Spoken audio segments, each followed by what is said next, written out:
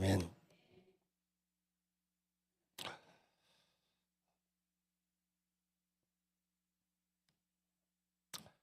우리가 인생을 살아갈 때 힘들고 어려운 일들을 맞이할 때가 많습니다. 그런데 힘들고 어려울 때 어떤 사람이 던지는 격려의 말 한마디에 엄청난 용기가 생겨서 힘차게 미래를 열어갈 수도 있습니다. 그런가 하면 나름대로 열심히 살아가고 있는데 누군가의 말 한마디, 악평이 모든 걸음을 멈추게 하고 스스로 목숨을 끌어버리는 낙심과 좌절로 달려가는 그런 경우도 종종 보게 됩니다. 여러분, 돈이 있으면 사람이 용기가 생기는 것 같습니다. 또한 책을 읽거나 공부를 해서 지식이 충분히 있으면 문제에 접근할 용기가 생깁니다. 그런가 하면 도덕적으로 조금 흠이 없는 사람들이 도덕적인 용기가 있습니다. 사도 바울은 감옥 안에서도 흔들리지 않는 아주 신령한 용기를 보여주고 있습니다.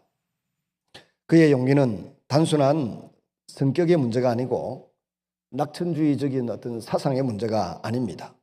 그의 용기는 첫째는 생사를 초월하는 믿음 때문입니다. 둘째는 기도의 응답에 확신에서 나오는 용기입니다. 셋째는 소망에 합당한 삶을 살아가는 데 뿌리를 내리고 있습니다.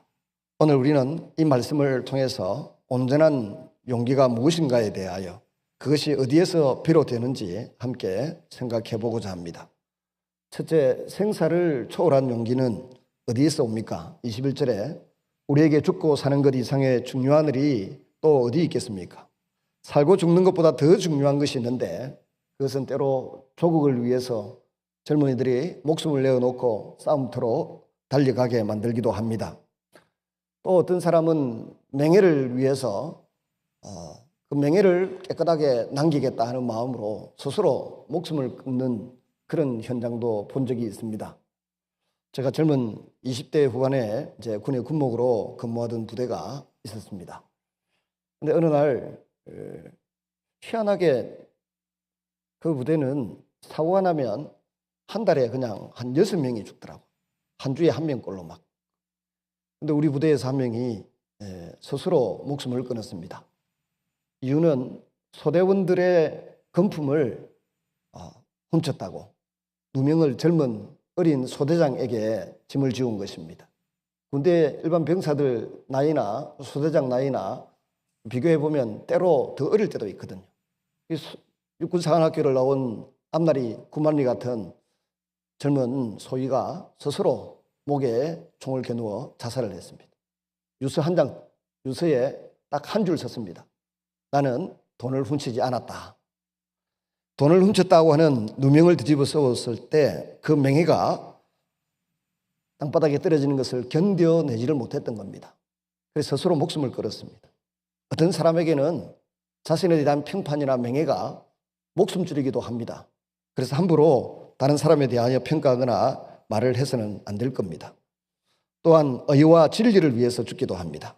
그러나 특별히 그리스도를 위해서 죽고 사는 문제를 뛰어넘어서 더 높은 가치의 인생의 의미를 알고 살아가는 사람들은 신령한 담력, 신령한 용기가 있습니다. 살아도 그만이고 죽어도 그만이다. 오직 예수님만 영화롭게 되기를 원하는 그런 사람이 사도 바울이었습니다. 이는 내게 사는 것이 그리스도니 죽는 것도 유익함이라. 나는 살아도 예수님 위하여 살고 죽어도 예수님을 위하여 죽는다. 사나 죽으나 나는 매한 주님 안에 있기 때문에 그 모든 것이 매 한 가지다. 이런 고백을 하고 있는 것이죠. 바울의 인생의 공식은 사는 것이 그리스도니 죽는 것도 유익함이라. 이것입니다. 바울의 삶에 오직 그리스도를 위한 것이 있었고 죽음조차도 예수님께로 더 가까이 나아가는 통로에 불과했습니다. 모든 사람은 본능적으로 살아남기를 원합니다. 죽음을 두려워합니다. 그러나 바울은 죽음을 두려워하지 않았습니다. 어떻게 이런 고백이 가능합니까? 죽음 이후에 영원한 삶이 기다리고 있다는 것을 알기 때문입니다. 그 영원한 삶에서는 자기의 중심의 삶을 살았던 사람과 그리스도 중심으로 살았던 사람의 삶이 있었습니다. 하나님 나라에 가게 되면 예수 중심으로 살았던 사람들이 영생을 얻어 주님을 찬양하고 경배하는 즐거운 삶을 살고 있을 것입니다. 그러나 오직 자기 중심으로 살았던 사람, 주님을 믿지 않았던 사람들은 지옥불에서 영원히 타는 고통과 괴로움 속에 영원한 삶을 살게 될 것입니다. 이 정체성과 이 목적이 분명했기 때문에 사도 바울은 자신의 생명보다 예수님을 더 사랑하고 더 귀하게 여기고 중요하게 여겼습니다. 구약의 인물들을 보셔도 여러분, 많은 사람들이 히브리서 11장에 보면 믿음으로 칼을 이기고 질병을 이기고 위험을 이기고 기근을 이기고 심지어 죽음을 이겼다라고 되어 있습니다. 모세를 보십시오. 시내산에서 이스라엘 백성들이 금송아지 우상을 섬기는 죄를 범했습니다. 모세는 그 금송아지 우상을 섬기는 백성들을 하나님이 진노해서 죽이실 줄을 알고 막았습니다. 내 이름이 하늘나라 생명책에서 내 이름이 하나님의 책에서 지워지는 한이 있더라도 이 백성을 좀 살려주시고 용서해 달라고 그렇게 기도했습니다. 그가 그래서 영도자이고 지도자이죠. 그런데 하나님께서 3,000명을 죽이셨습니다. 더 진노하실까 봐 하늘나라 하나님의 그 책에서 생명록 이름에서 내를 제거하는 한이 있더라도 이 백성을 용서해 달라고 간절히 기도했습니다. 예수님도 세례요한도 비슷한 기도를 드렸죠. 욥은 극심한 고난 가운데서도 외쳤습니다. 내가 장차 육체 밖에서 하나님을 뵙게 될 것이고 심판주이신 하나님 앞에 재판을 받게 될 것이다. 행한 대로 받을 상급이 있을 것이다. 하나님 심판자이신 그분이 칼을 공연히 가지지 아니하였다라고 고백했습니다. 여기 19장에 보면 이처럼 출애굽기 32장 31절 32절 중에 32절을 보면 그러나 이제 그들의 죄를 사하시옵소서. 그렇지 아니하시오면 원하건대 주께서 기록하신 책에서 내 이름을 지워버려 주옵소서. 영원한 삶이 있음을 확실히 믿었기 때문에 모세는 이런 기도를 드릴 수밖에 없었던 것입니다. 오늘날 우리 그리스도인들에게도 이 생사를 초월하는 용기가 있어야 합니다. 그는 행복한 사람이 될 것입니다. 내 삶의 주인이 내가 아닌 그리스도이시라고 하면 어떤 상황에서도 담대할 수 있습니다. 우리가 사는 목적을 분명히 해야 됩니다. 목적이 분명하면 두려움도 사라지게 되어 있습니다. 두 번째로 기도 응답의 확신에서 오는 용기가 있습니다. 오늘 본문 19절에 보시면 이것이 너희의 간구와 예수 그리스도의 성령의 도우심으로 나를 구원에 이르게 할 줄을 아는 거로. 바울은 빌립보 교회 성도들의 기도의 능력을 믿었습니다. 예수님 마태복음 18장 19절 20절에 말씀하셨던 것처럼 너희 두세 사람이 내 이름으로 모인 곳에 나도 그들 중에 있느니라. 또한 너희들이 합심하여 무엇이든지 구하면 하나님께서 들어주시겠다고 약속하셨습니다. 이 약속을 믿는 교회들은 열심히 합심하여 기도하고 간구합니다. 기도는 우리의 호흡이고 우리의 삶의 도구이고 전쟁에서의 무기입니다. 어린아이가 부모를 믿고 의지해서 모든 필요를 부모에게 받아서 사용합니다. 우리 그리스도인들도 하나님을 믿고 의지해서 모든 필요한 것들을 기도하고 간구해서 받아서 사용합니다. 바울은 심지어 하나님께서 자신의 간구하는 내용을 미리 다 아신다고 믿었습니다. 내 머릿속에 생각이 오고 가는 것도 알고 계시고 내 기도의 제목 간구하는 것도 알고 계시고 내 생각과 간구하는 것에 넘치도록 채우시는 하나님이라고 하나님을 서술했습니다. 에베소서 3장 20절 말씀입니다. 모든 생각과 간구하는 것에 넘치도록 채우시는 하나님, 그분을 찬양하고 높이고 있었습니다. 이 하나님께서 바울 자신에게만 그렇게 대하는 것이 아니라 비록 문제가 많은 빌립보 교회이지만 그 교회 성도들이 합심하여 구할 때 그렇게 응답하실 줄 믿는다라고 고백하고 있습니다. 너희의 간구.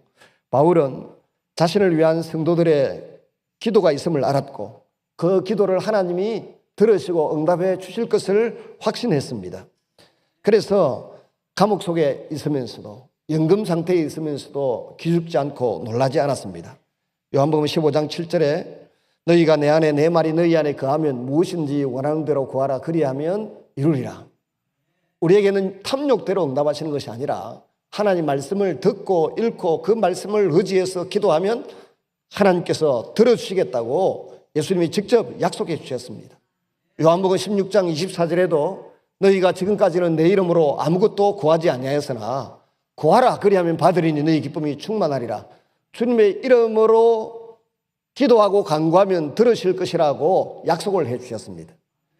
그런데 이 말씀에 대한 믿음의 고백을 가지고 살지 않고 우리는 자꾸만 사람을 바라보거나 불평을 하거나 지나치게 기대를 하거나 요구를 하면 우리의 믿음 없는 것밖에 되지 않을 것입니다. 마태복음이나 누가복음에서도 예수님께서 같은 말씀을 주셨습니다. 하늘에 계신 너희 천부께서 좋은 것으로 주지 않겠느냐, 성령을 선물로 주지 않겠느냐. 그러면서 그 앞에 하신 말씀이 뭡니까? 어떤 아버지에게 아들이 있어 떡을 달라고 하면 어떻게 돌을 주고 생선을 달라고 하면 어떻게 전갈을 주겠는가. 반드시 자기 자식에게 좋은 것을 너희가 악할지라도 줄 줄 알거든. 하늘에 계신 너희 천부께서 좋은 것으로 주실 것이다. 마태복음. 누가복음에 성령을 선물로 주실 것이라고 약속을 하셨습니다. 우리가 다 아버지에 대한 추억들이 있습니다. 아버지가 제가 예수님 믿고 난 이후에 집에서 좀 위험을 받는다는 생각 때문에 집에를 잘 안 갔습니다. 1년에 한 번 갈까 말까. 정말 1년에 한 번 갈까 말까 했어요. 가도 하룻밤 자고 오든지 말든지 뭐 그랬습니다. 근데 집에 가면 아버지가 괴롭히는 겁니다. 아버지는 아들이 집에 오면 좋은 겁니다. 괜히 제가 자는 방에 들어와가지고 머리를 쓰다듬어 보기도 하고 공부하는 게 힘들지는 않냐 물어보기도 하고 이제 나이 22, 23살밖에 안 됐는데 장가 갈 때가 됐는데 뭐 이런 소리나 쓸데없이 하시고 빨리 보내주지도 않을 거면서 자꾸 귀찮게 하는 말을 아버지가 하십니다. 근데 아버지 마음에는 자식이 집에 오니까 좋은 겁니다. 그냥 쳐다만 봐도 좋은 겁니다. 자랑스러운 거죠. 그래서 자꾸 말을 건넵니다. 우리 교회도 오늘 일부 예배 참석하신 어느 집사님 아들 하나 있는데 맨날 아들한테 전화해가지고 이 말하고 저 말하고 또 아들도 아버지한테 전화를 자주 하더라고. 참 신통방통하다 그랬는데 공감하시더군요. 일부 때 물어보니까. 저도 아이들이 집에 오면 너무 좋습니다. 근데 어릴 때는 같이 목욕도 하고 초등학교 다닐 때까지만 해도 뭐 잘 지냈는데 중학교 들어가더니 뽀뽀를 하면 갑자기 얼굴을 밀어내면서 이게 수염이 얼굴이 따갑다는 겁니다. 그러거나 말거나 또 지나간 놈을 붙들고 뽀뽀를 해대면 아빠 이거 성추행이에요 아세요? 아빠는 딸이 좋아서 접근해서 이렇게 뽀뽀를 하는데 이 성추행, 성폭행과 성추행이라는 거예요. 그 뒤부터 세월이 지나면서 이제는 눈으로 쳐다보는 것에 만족해야 합니다. 아무리 사랑해도 사랑을 제대로 표현할 수 없는 것이 안타깝고 때로는 서글프기도 하고 그럴 때가 있습니다. 근데 우리 인간 아버지는 그렇게 사랑하는 자식의 기대나 요구를 다 채워줄 수는 없잖아요. 지식도 안 되고 지혜도 부족하고 능력도 돈도 없기 때문에 잘 못합니다. 근데 하늘에 계신 우리 아버지는 우리의 생각도 아시고 우리의 마음도 아시고 우리의 모든 것을 아시는 분이십니다. 어떤 기도의 제목을 가지고서 이렇게 해주세요 했다가 그 다음 날은 이렇게 해주세요 했다가 분별력 없이 헷갈리고 있는 우리의 마음을 주님이 다 아십니다.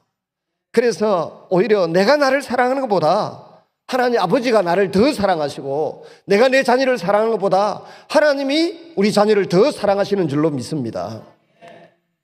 이 하나님 아버지께서 좋은 것을 주실 줄 믿는 믿음, 또 기도 응답해 주실 것을 믿는 믿음, 이 기도 응답의 확신이 바울에게 큰 위로와 용기를 준 줄로 믿습니다.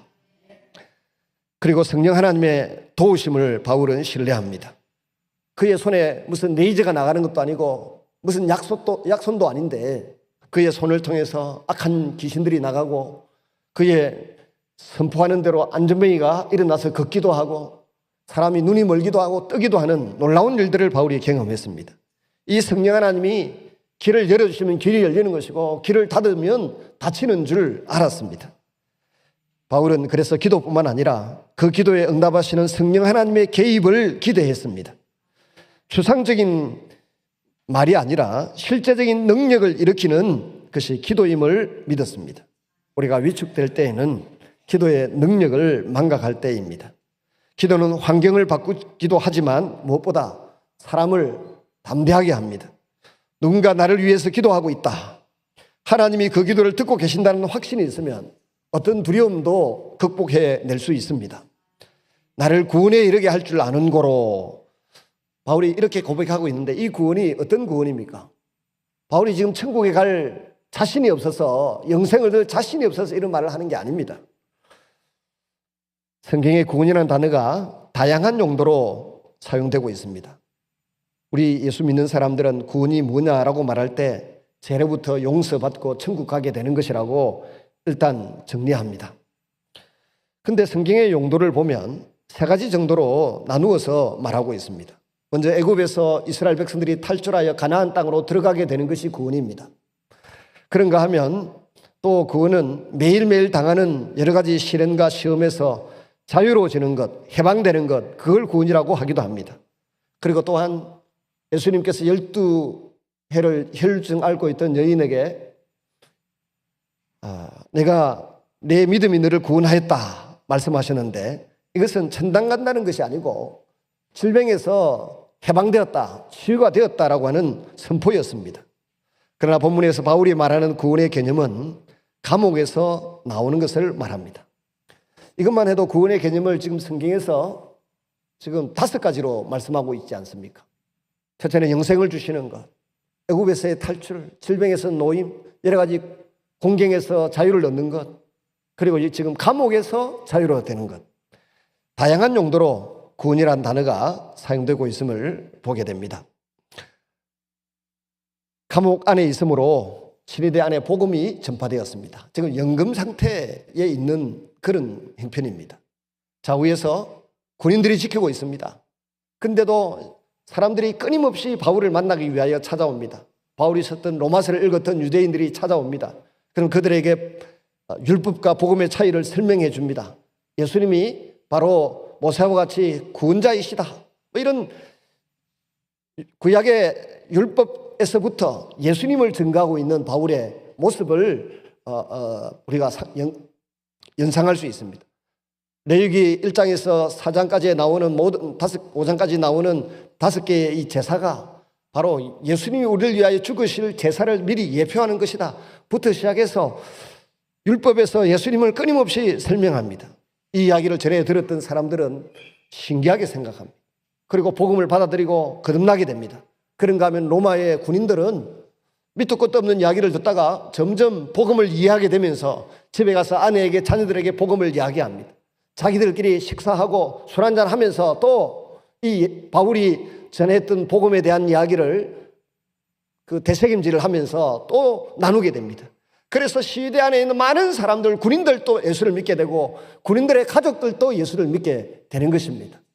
9,000명에서 16,000명 정도의 군인들이 시대를 형성하고 있다고 하는데 그 안에 편만하게 예수의 복음이 전해지고 있는 것입니다.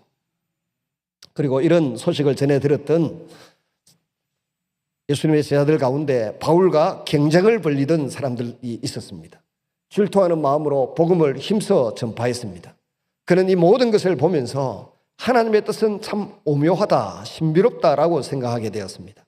감옥에 갇힌 것 때문에 오히려 복음 전도의 문이 닫힐 줄 알았는데 활짝 열리게 된 것입니다. 그렇다고 하면 하나님께서 나를 이 감옥에서 나가게 하실 때가 있을 것이다 라고 기대하게 됩니다.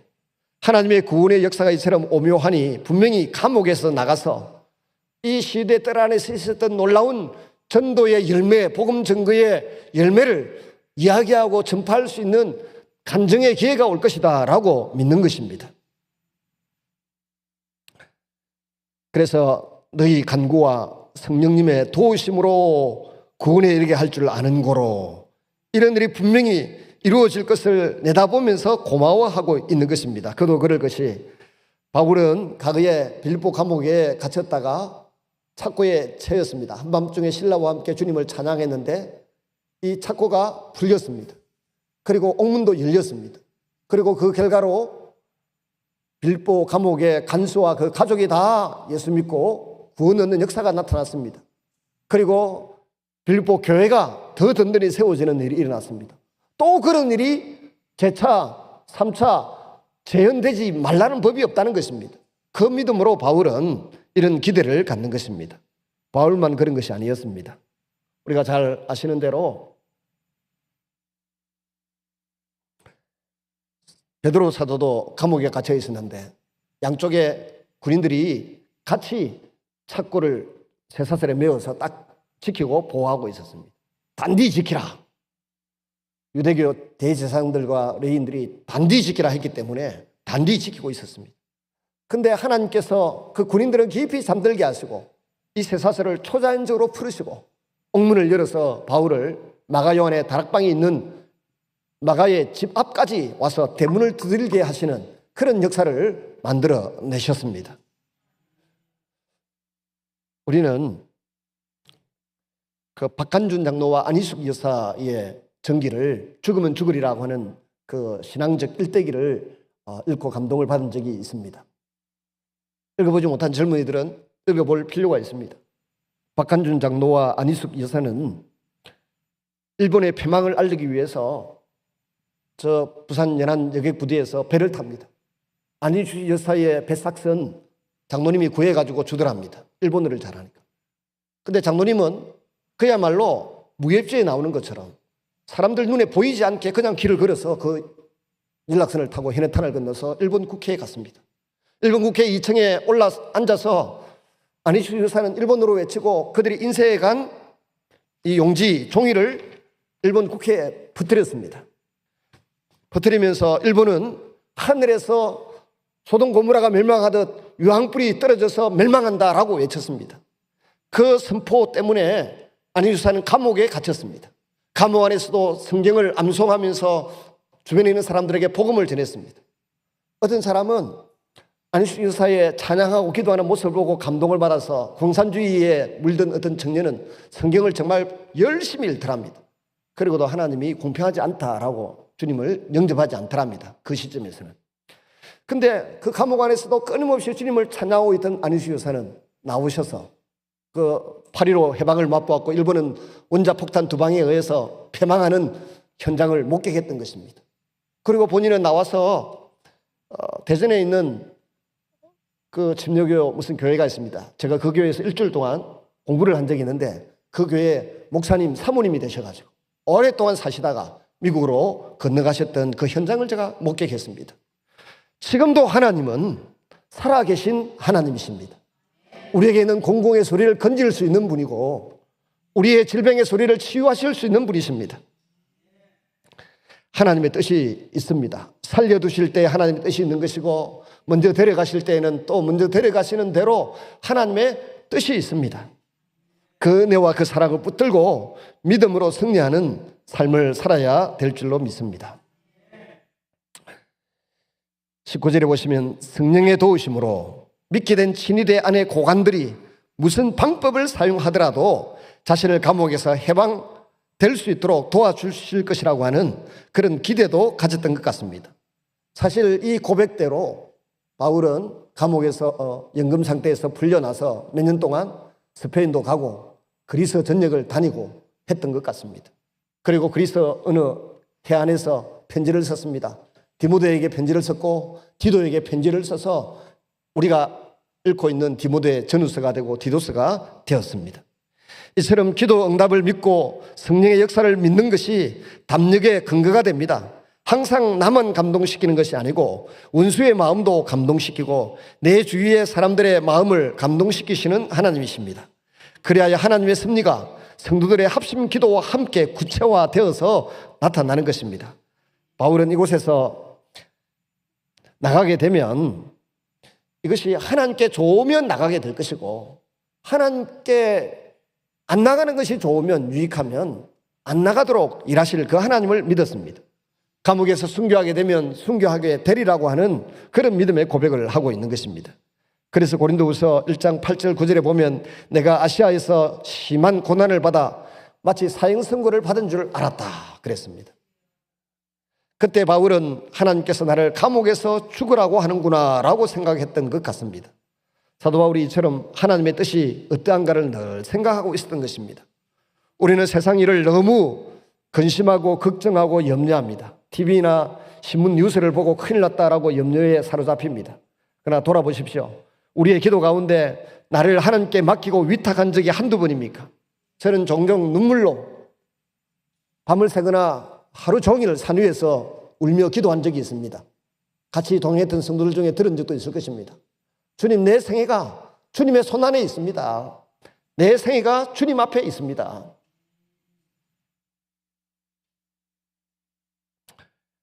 며칠 전에도 옆에 있는 교회 목사님이 제가 좀 불쌍한지 어깨를 두들기더라고요. 그러지 마라. 나는 오늘 죽어도 여한이 없는 사람이다. 나는 내 할 일을 다 했고 내가 최선을 다했기 때문에 그거로 족하다. 우리는 천국을 사는 사람 아니까 걱정할 거 없다. ABC한 대비책이 다 있다. 걱정하지 마라. 그렇게 이야기했더니 멋스게 하더군요. 여러분, 우리가 세상 일에 너무 염려하고 근심하고 걱정할 필요가 없습니다. 이 나라도 주님의 손안에 있음을 믿습니다.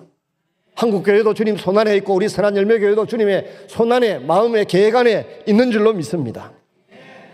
우리 가정의 자녀들도 주님의 계획 안에, 주님의 손안에 있습니다. 돌아보십시오. 우리의 기도 중에 내 생애를 하나님의 손에 의탁한 적이 한두 번입니까? 하나님께 맡긴 우리의 생애를 우리 주님이 책임져 주실 줄 믿습니다. 이제부터 내 인생이 하나님의 뜻 안에서 우리 모두의 기도의 응답으로 이루어질 것이니 염려하고 걱정할 것 없습니다. 모든 염려를 하나님께 맡겨버리라. 이는 그가 너희를 돌보시기 때문이다. 베드로는 선포했습니다.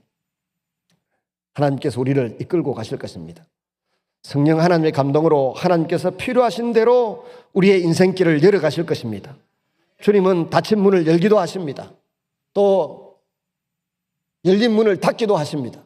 사도행전 16장에 보면 바울과 실라가 복음을 전하러 2차 전도 여행을 출발했습니다. 아시아로 가려고 하는데 하나님은 바울이 아시아로 가지 못하도록 막으셨습니다. 그리고 자꾸 서쪽으로 가게 길을 열어주셨습니다. 드로아에 가서 기도하는 중에 환상을 보았습니다. 마게도냐의 한 젊은이가 서서 손짓하여 이러기를 와서 우리를 도우라. 기도 응답인 줄로 믿고 하나님의 뜻이 거기에 있는 줄 믿고 열어주는 유럽으로 건너갔습니다. 보스포러스 해협을 건너서 빌립보에 가서 복음을 전하고 자주장사 루디아의 마음문을 열어서 주 예수를 믿게 했고, 루디아는 이렇게 말했습니다. 나를 주 예수 믿는 자로 알거든 우리 집에 들어와서 제발 기거해 주세요. 같이 있어 주세요. 그리고 그 루디아의 집이 빌립보 교회가 된 줄로 믿습니다. 오늘날 우리의 심령에 그런 마음이 있습니까? 선교사님이 지나가는데 우리 집에 와서 한 달만 쉬다가 가세요. 제가 마산의 창원영광교회 어느 장모님에게 크게 감동을 받은 적이 있습니다. 얼핏 듣기로 어떤 선교사님이 오면 3개월 동안은 먹이고 재우고 우리 집에 갈 수 있도록 해드릴 테니까 선교사님들 좀 보내달라고 요청을 했어요. 그래서 저는 남의 말을 잘 믿습니다. 믿음이 참 좋은 편입니다. 믿었다가 낭패를 당하기도 하지만, 그래서 장로님 근사님에게 전화를 했더니 보내라 그러더라고요. 근데 지금 한 분이 와 계시기 때문에 그분은 오래 모시긴 좀 힘들 것 같다 그렇게 이야기를 하더라고요. 근데 보내고 난 뒤에 걱정이 되어서 그 집에 찾아갔습니다. 저 밀양의 어른골에 갔더니 선교사에 한 분이 계신데 제가 카자흐스탄에서 데리고 들어온 선교사님 가정까지 그 집에 데리고 정말 상태를 보니까 안 되겠다. 두 분 다 그냥 3개월씩 한 가정을 3개월 모시겠다 해놔놓고는 두 가정을 3개월 동안 모셨더군요. 그리고 3개월 뒤에 귀국했고 이번 선교대회 때 그 부부가 왔어요. 그래서 그 부부 처음에 저는 그분이 깨병 부린 줄 알았습니다. 깨병이 아니더라고요. 정말 근데 그 시골의 밀양 어른골에 두 가정이 3개월 동안 있으면서 모든 영적 상태, 육체적 정신 상태를 다 회복해서 카자흐스탄으로 가고 또 세부로 가고 하는 그런 일들이 일어났습니다. 그 세부로 갔던 분은 전에 우리 교회 와서 간증도 하셨던 최강석 목사님 부부였습니다. 그리고 우즈베키스탄의 선교사 김경영 선교사님 가정이 같이 그 이후에 가서 또 3개월을 지나고 회복하고 들어갔습니다. 나를 주 예수 믿는 자로 알거든 내 집에 들어와서 요하라. 이것을 빌립보의 자주장사 루디아만 한 고백이 아닙니다. 오늘날도 이곳저곳에서 주 예수 믿는 자로 알거든 나를 우리 집에 와서 요하라. 7월 20일에 제가 어떤 분을 만나기로 했습니다.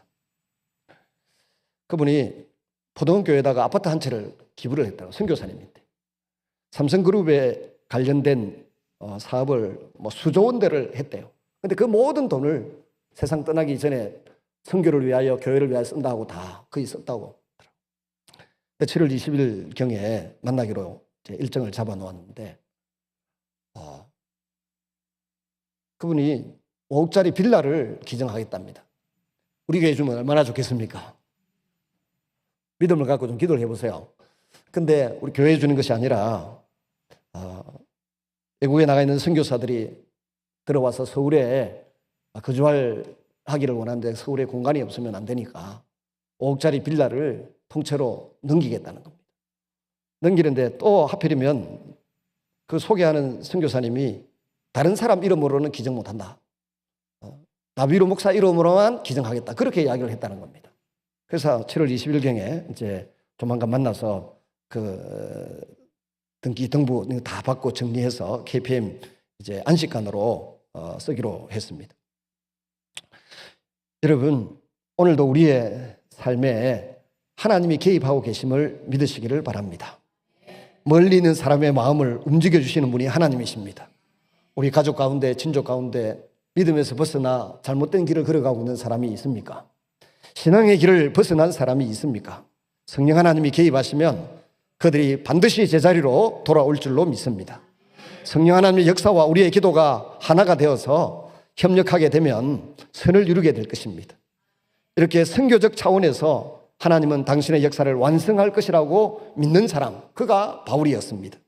이렇게 하나님의 경륜을 믿고 살아가는 사람은 미래에 대한 두려움 때문에 몸서리쳐 할 것 없습니다. 하나님의 그 크신 뜻 안에 있는 내가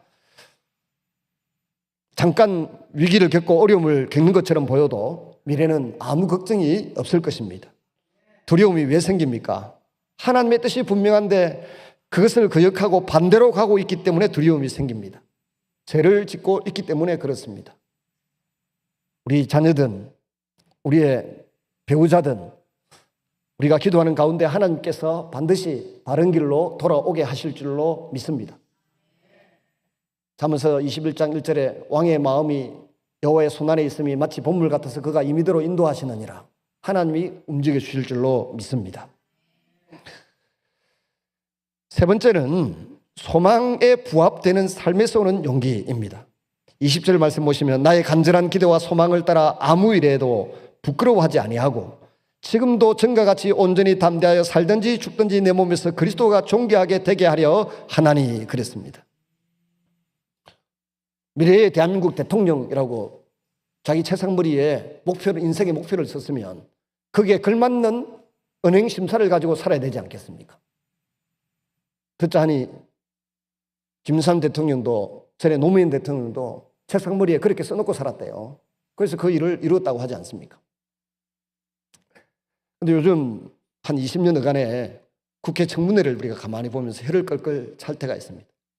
아니, 국무총리가 되고 싶었으면, 장관으로 입각을 하고 싶었으면 행동 거지를 좀 똑바로 할 것이지 왜 그렇게 살았냐, 이런 고기가 가혹거려지는 사람이 있습니다. 저도 약간의 친분이 있는 사람이 김태호 옛날 도의사이신데 그분의 절친이 제 친구 목사님이기도 해요. 감리교 목사님이신데 한 분 전화가 와서 같이 만날 수밖에 없었습니다. 우리 집사님도 같이 그때 동행하고 그랬었는데 그분 살아가는 걸 보면서 목사님들이 한 말이 있습니다.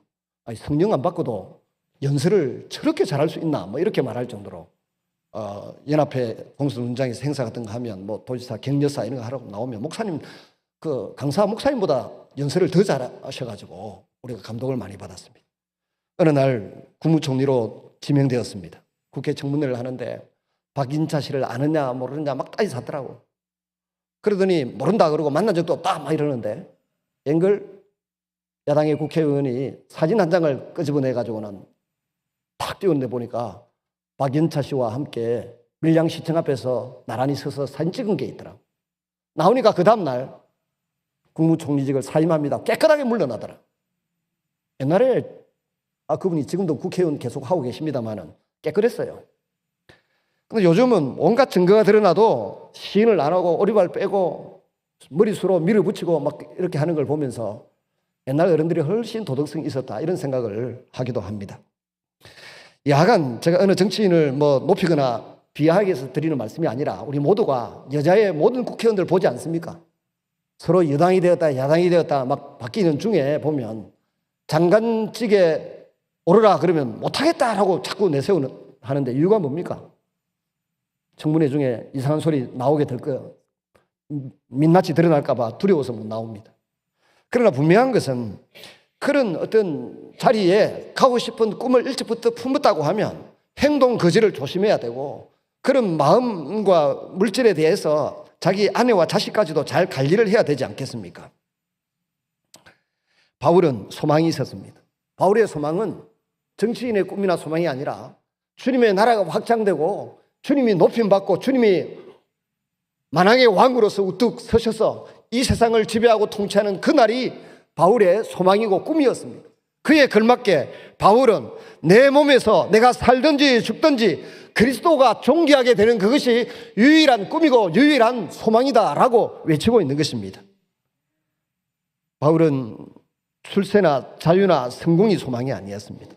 내 몸에서 오직 그리스도가 존귀히 여겨지는 것, 이것이 소망이고 꿈이었습니다. 여기에 부합되는 삶을 바울은 살았다는 것입니다. 그래서 지금도 전과 같이 온전히 담대하여 바울의 용기는 일시적 감정이나 또 그런 지속적인 삶의 일시적인 감정이 아니라 지속적인 그런 삶의 태도였습니다. 전과 같이 강하고 같이 오늘도 주님 한 분을 높이고 존귀하게 만들기 위한 삶을 살아간다 이렇게 외쳤습니다. 성경의 인물 가운데 가장 똑똑한 여인을 찾아내라 그러면 저는 아비가일을 들겠습니다. 사무엘상 25장 성경 가지고 계신 분은 한번 찾아서 펼쳐보시기를 바랍니다. 한번 같이 읽어보겠습니다. 사무엘상 25장입니다. 사무엘상 25장. 아비가일이 다윗에게 로비하는 말을 한번 보십시다. 사무엘상 25장 23절부터 31절까지 같이 한번 빠르게 좀 읽겠습니다. 사무엘상 25장 23절에서 31절입니다. 시작. 아비가일이 다윗을 보고 급히 나귀에서 내려 다윗 앞에 엎드려 그의 얼굴을 땅에 대니라.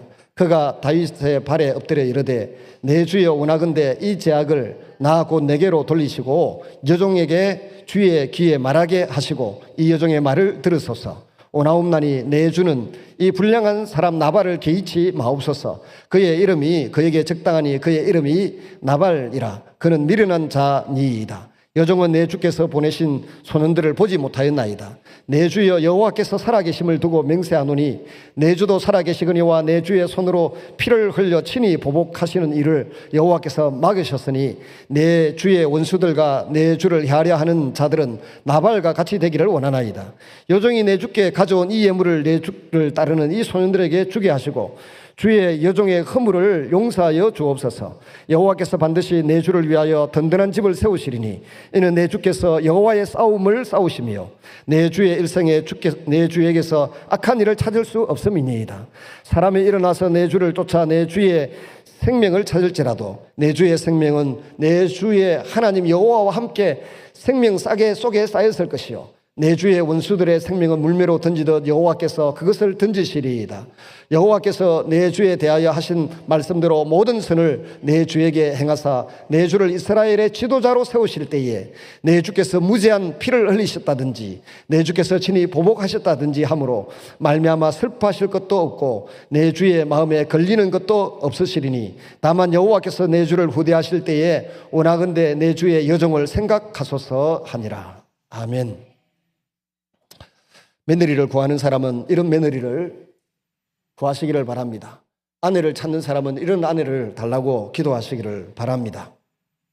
아멘이 없네. 여러분, 다윗이 약 10년 정도 사울의 3,000명의 군인들에 의해서 이리저리 쫓겨다녔습니다. 그렇게 이 계곡 저 동굴 숲으로 피신 다니면서도 이스라엘 사람들은 괴롭히거나 적대시하지 않았습니다. 오직 이방인들만 전쟁을 하고 하나님의 싸움을 싸웠습니다. 그러면서 지켜 보호해 준 가정들이 있는데 나발 아비가일의 목장도 지키고 보호해 주었던 것 같습니다. 그런데 어느 날 그를 따르는 사람들의 숫자가 한탄당하고 핍박당하고 억울하고 원통하고 빚진 자가 처음에는 400명이었습니다. 이 점에는 약 600명이 되었습니다. 먹을 군량이 다 떨어져서 먹을 것 좀 달라고, 그동안 울타리가 되어서 보호하고 지켜주었으니 좀 먹을 것 좀 달라고 사람을 보냈더니 나발이 술을 마시다가 취해가지고는 술김에 누구 집 개가 도망을 갔다 하더니 와서 쓸데없는 소리 한다고 막 모욕을 주어서 보냈습니다. 다윗이 군대를 끌고 화가 나서 쫓아갑니다. 말을 타고 막 쫓아가면서 오늘 나발 이 집안은 내가 썰어버리겠다, 없애버리겠다. 지금까지 베푼 은혜와 사랑에 대하여 이렇게 무례한 대답을 한다고 하면 살려둘 가치가 없다. 그래서 말을 몰고 군사를 거느리고 가고 있는데 아비가일이 나타나서 무릎을 꿇고 이야기를 합니다. 앞에 보면 당신은 하나님의 싸움을 싸우는 사람이다. 얼마나 기가 막힌 표현이에요. 당신의 싸움은 하나님의 싸움을 싸우는 것이다. 그리고 하나님과 함께 생명 싸개 속에 당신의 생명을 보호해 주시기를 원한다. 이렇게 말을 했습니다. 그리고는 그 다음에 하는 말을 30절 31절을 봐도 기가 막힌 말을 합니다. 여호와께서 내 주에 대하여 하신 말씀대로 장차 왕으로 세우겠다고 했지 않습니까? 모든 선을 내 주에게 행하사 내 주를 이스라엘의 지도자로 세울 때, 왕으로라고 표현을 안 쓰고 지도자라는 표현을 씁니다. 빠져나갈 구멍을 딱 만들어 놓고 이스라엘의 왕을 세우실 때가 아니고 지도자로 세우실 때, 그 다음에 내 주께서 무지한 피를 흘리시다든지 함으로 말미암아 슬퍼하실 것도 없고 내 주의 마음에 걸리는 것이 없으시리니 다만 여호와께서 나발 같은 사람을 죽여봤자 당신의 명성에 흠미되고 불명예가 됩니다. 일생에 부끄러운 일이 되고 슬픈 일이 될 것입니다. 그러니까 살려달라 이 말이죠. 그 다음 말이 이 여자가 좀, 전도서 7장에 보면 남자 중에 1000명 중에, 남자는 1000명 중에 1명 믿을만 하고 여자는 1000명 중에 1명도 믿을 여자가 없다 했으니까 조심하시기 바랍니다. 여기 아비가일이 뭐라고 그랬습니까?